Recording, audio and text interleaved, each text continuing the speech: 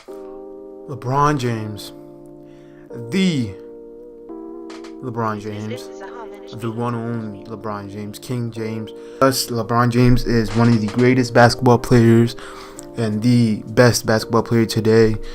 I don't really think that's arguable. Maybe this season you could say Kevin Durant is better, but I think 90% of the basketball world would probably still say LeBron is the best basketball player still, regardless of the Cavs' struggles, regardless of his play, his defense. But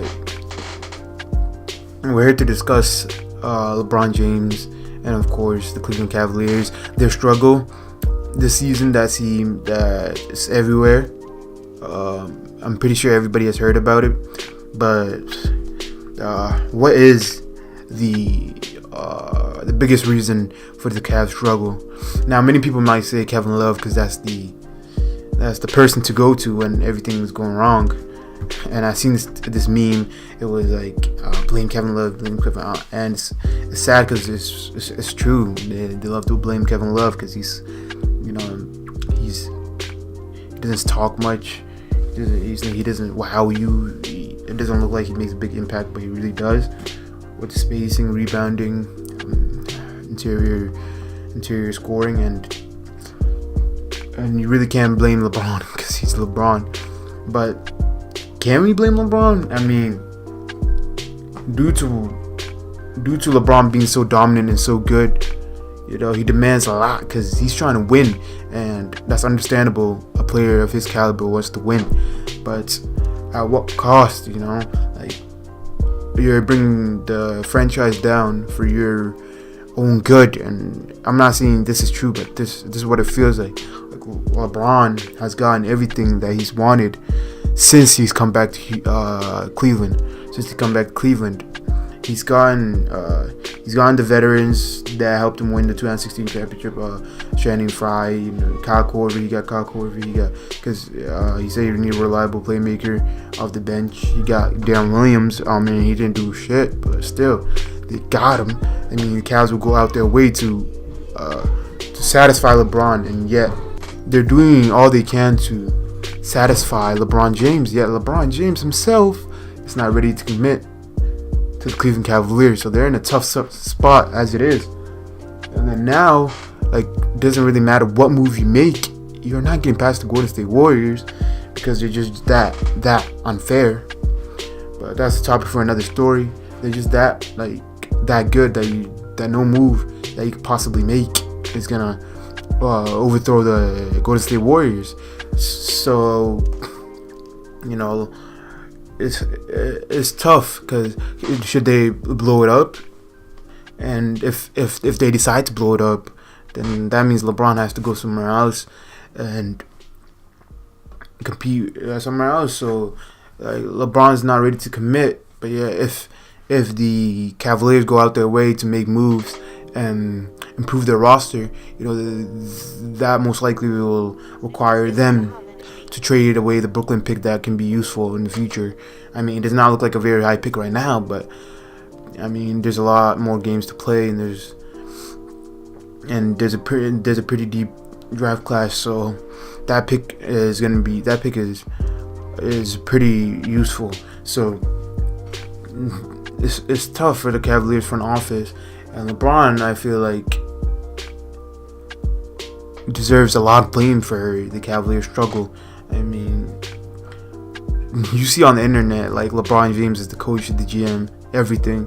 I mean, that's funny and all, but there's truth to every good joke, and LeBron James is kind of the general manager of the Cavaliers. I mean, what LeBron says goes. So this player needs to be gone. We need a reliable playmaker off the bench. They got him, but even after all those acquisitions, all those transactions, all those moves, they still have found a way to underperform and let down LeBron James. So LeBron right now he's about to leave the Cavaliers in a position where he put them in. Cause say they do trade the Brooklyn pick and LeBron leaves, so now you got, say they traded it for DeAndre and Lou Will. I mean, I mean, I don't think they will get both, but if they were to get both, then you're stuck with Will and DeAndre Jordan, with Isaiah Thomas, Jay Crowder, Tristan Thompson, Kevin. I mean, nobody wants that roster, but LeBron James is so demanding that he's put them in the situation where they're too old to compete. Cause they're like the Spurs, but the Spurs have Greg Popovich. The Spurs have good players, and the Spurs have good chemistry, continuity. They have all that, and they have all the winning characteristics to consistently win in the NBA. The Cavaliers, on the other end, are the polar opposite. You know, they might have been together for their core might have been together for a while, but chemistry is definitely not there. We can see it. They're pretty immature about how they handle things.